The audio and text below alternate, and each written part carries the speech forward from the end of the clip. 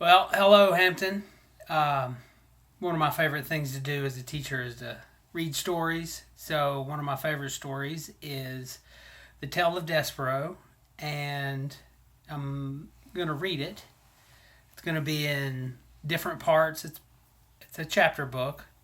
It's pretty long, so we'll do different videos for different parts of the book.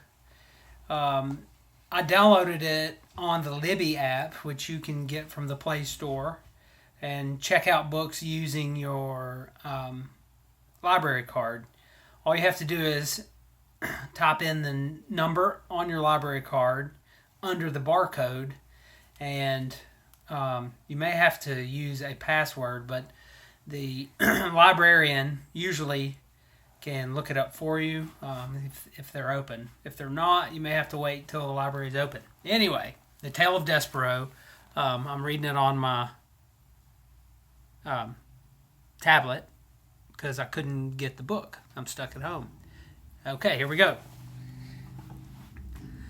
The Tale of Desperauex, being the story of a mouse, a princess, some soup, and a spool of thread, by Kate DiCamillo.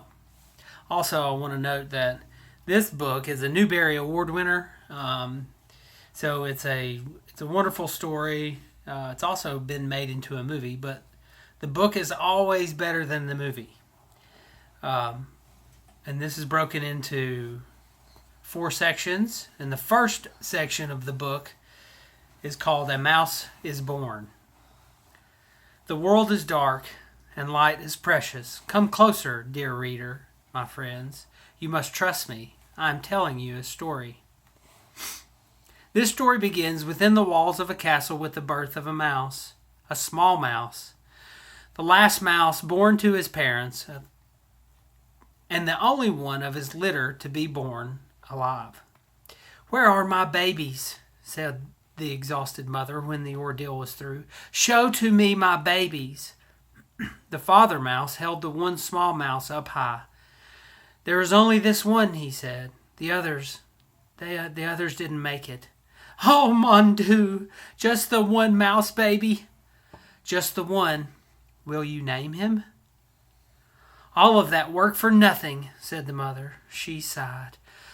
"It's so sad. It's such the disappointment." She was a French mouse who had arrived at the castle long ago in the luggage of a visiting French diplomat. Disappointment was one of her favorite words. She used it often. "Will you name him?" repeated the father. Will I name him? Will I name him? Of course I will name him. But he will only die like the others. Oh, it's so sad. Such the tragedy." The mouse mother held a handkerchief to her nose and then waved it in front of her face. She sniffed. "I will name him.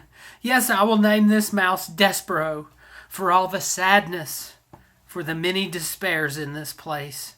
Now where is my mirror?" Her husband handed her a small shard of mirror. The mouse mother, whose name was Antoinette, looked at her reflection and gasped aloud. "Oh, tu le sais." She said to one of her sons, "Get for me my makeup bag. My eyes are a fright." While Antoinette touched up her makeup, the mouse father put Desperauex down on a bed made of blanket scraps.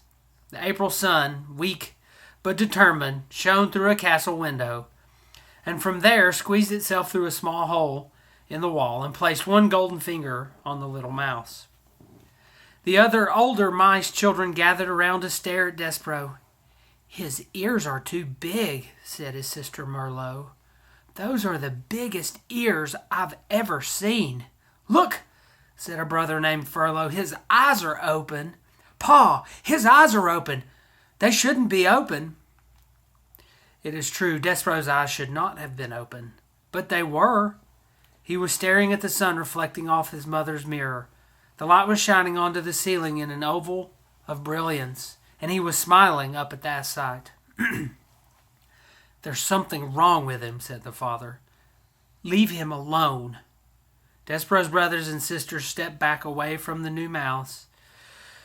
"This is the last," proclaimed Antoinette from her bed. "I will have no more mice babies. They are such the disappointment."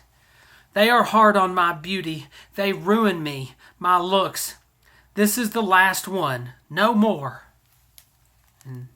And there is a picture. The last one, said the father, and he'll soon be dead. He can't live, not with his eyes open like that. But my friends, he did live. And this is his story. Despereaux Tilling lived, but his existence was cause for much speculation in the mouse community. He's the smallest mouse I've ever seen, said his Aunt Florence. It's ridiculous. No mouse has ever been this small. Not even a Tilling. She looked at Despereaux through narrowed eyes, as if she had expected him to disappear entirely. No mouse, she said again. Ever. Despereaux, his tail wrapped around his feet, stared back at her. Those are some big ears he's got, too, observed his Uncle Alfred. They look more like donkey ears, if you ask me. They're obscenely large ears, said Aunt Florence. Despereaux wiggled his ears. His Aunt Florence gasped. They say he was born with his eyes open, whispered Uncle Alfred. Despereaux stared hard at his uncle. Impossible, said Aunt Florence. No mouse, no matter how small or obscenely large-eared, is ever born with his eyes open. It simply isn't done. His pa, Lester, says he's not well, said Uncle Alfred. Despereaux sneezed. Phew! He said nothing in defense of himself. How could he? Everything his aunt and uncle said was true. He was ridiculously small. His ears were obscenely large. He had been born with his eyes open. And he was sickly. He coughed and sneezed so often that he carried a handkerchief in one paw at all times. He ran temperatures. He fainted at loud noises. And most alarming of all, he showed no interest in the things a mouse should show interest in. He did not think constantly of food. He was not intent on tracking down every crumb while his larger, older siblings ate. Despereaux stood with his head cocked to one side, holding very still. Do you hear that sweet, sweet sound? He said. I hear the sound of cake crumbs falling out of people's mouths and hitting the floor, said his brother Toulisset. That's what I hear. No, said Despereaux. It's something else. It sounds like honey. You might have big ears, said Toulisset, but they're not attached right to your brain. You don't hear honey. You smell honey when there's honey to smell, which there isn't. Son, barked Despereaux's father, snap to it. Get your head out of the clouds and hunt for crumbs. Please, said his mother, look for crumbs. Eat them to make your mama happy. You're such the skinny mouse. You are a disappointment to your mama. Sorry, said Despereaux. He lowered his head and sniffed the castle floor. But, my friends, he was not smelling. He was listening with his big ears to the sweet sound that no other mouse seemed to hear. Okay, chapter 3. Once upon a time. Despereaux's siblings tried to educate him in the ways of being a mouse. His brother Furlough took him on a tour of the castle to demonstrate the art of scurrying. Move side to side, instructed Furlough, scrabbling across the wax floor. Look over your shoulder. All the time. First right, then left. Don't stop for anything. But Despereaux wasn't listening to Furlough. He was staring at the light pouring in through the stained glass windows of the castle. He stood on his hind legs and held his handkerchief over his heart and stared up into the brilliant light. Furlough, he said, what is this thing? What are all these colors? Are we in heaven? Cripes! Shouted Furlough from a far corner. Don't stand there in the middle of the floor talking about heaven. Move! You're a mouse, not a man. You've got to scurry. What? Said Despereaux, still staring at the light. But Furlough was gone. He had, like a good mouse, disappeared into the hole in the molding.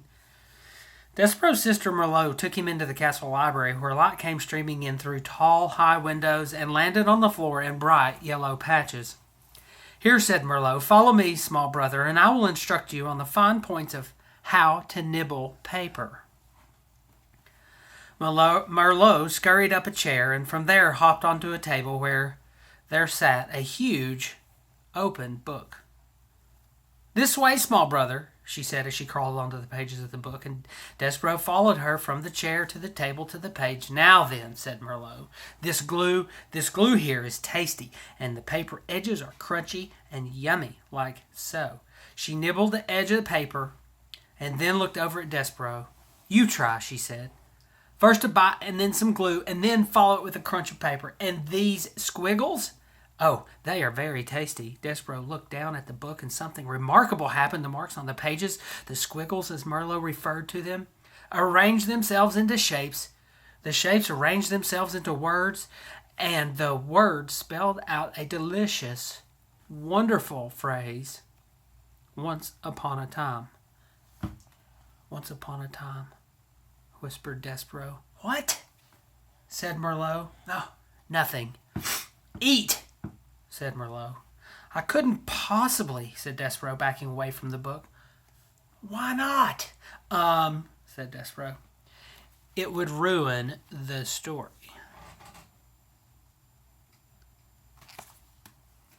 "The story? What story?" Merlot stared at him. A piece of paper trembled at the end of one of her indignant whiskers. "It's just like Pa said when you were born. Something is not right with you." She turned and scurried from the library to tell her parents about this latest disappointment. Despereaux waited until she was gone, and then he reached out and with one paw touched these lovely words. "Once upon a time." He shivered. Achoo! He sneezed. He blew his nose into his handkerchief. "Once upon a time," he said aloud, relishing the sound, and then tracing each word with his paw, he read the story of a beautiful princess and a brave knight who serves and honors her. Despereaux did not know it, but he would need very soon to be brave himself. Have I mentioned that beneath the castle there was a dungeon?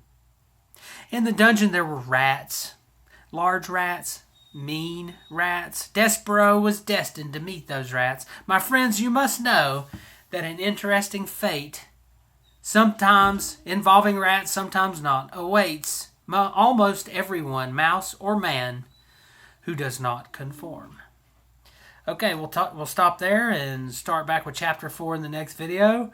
I hope to see you guys soon. Everybody stay safe, stay well, and we'll see you later.